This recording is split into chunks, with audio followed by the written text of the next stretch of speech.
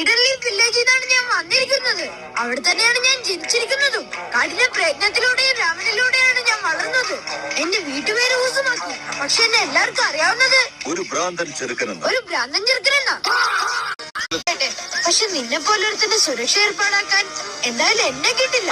അങ്ങനെ ആവട്ടെ. അങ്ങനെ ഒരു സുരക്ഷ വേണമെങ്കിൽ തന്നെ എന്റെ മുട്ടോളം നീളമുള്ള കുള്ളന്മാരെ കൊണ്ടായിരിക്കില്ല ഞാൻ അതൊക്കെ ചെയ്യിപ്പിക്കുന്നത്. ഞാനൊരു നിഞ്ചയാണ്. അത് മാത്രമല്ല, ഒരിക്കൽ ഞാനൊരു ഹൊക്കാഗെയാണ്.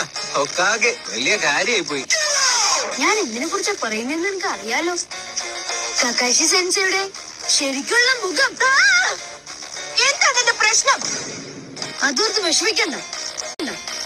ഒന്നല്ലെങ്കിൽ മറ്റൊരു രീതിയിൽ നമ്മളത് കാണും. എങ്ങനെയാണ് പൊട്ട ഞാൻ നിന്നോട് ചോദിച്ചത്? ശരിയല്ല, നീ നിന്റെ ജുറ്റ്സു എല്ലാം മറന്നുപോയെന്നാണോ പറയുന്നത് സാക്കുറ?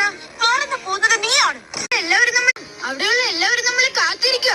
ഇതോ പറയുന്നത് സമ്മതിച്ചേ പറ്റൂ. നമ്മളിപ്പോ തിരികെ എത്താൻ നോക്കണ്ടേ? വില്ലേജിൽ എന്തെങ്കിലും പ്രശ്നം ഉണ്ടാകാൻ സാധ്യതയുണ്ട്. ഇവിടെ സുന്ദരികളായ സ്ത്രീകളും ഉണ്ട്. മാത്രമല്ല ഒരുമിച്ച് കുളിക്കാനും സമ്മതിക്കും.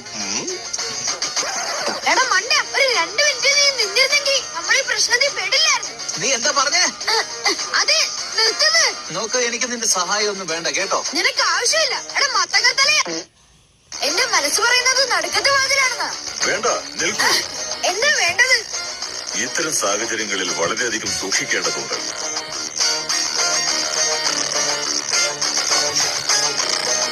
അപ്പൊ ശരി, എന്നാ പിന്നെ ഞാൻ ഇതിലൂടെ പോകാം. സമ്മണിങ് ജുത്സു.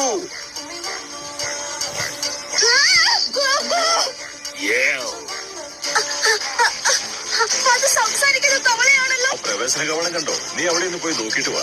അതിനെന്താ പ്രശ്നം? അത് വളരെ നിസാരായ ഒരു കാര്യമല്ലേ. അത് ഞാൻ ഇപ്പൊ പോയി പുറത്തു നിൽക്ക.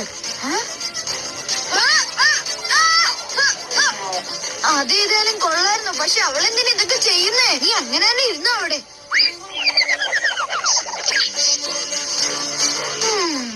നോക്കരുത്.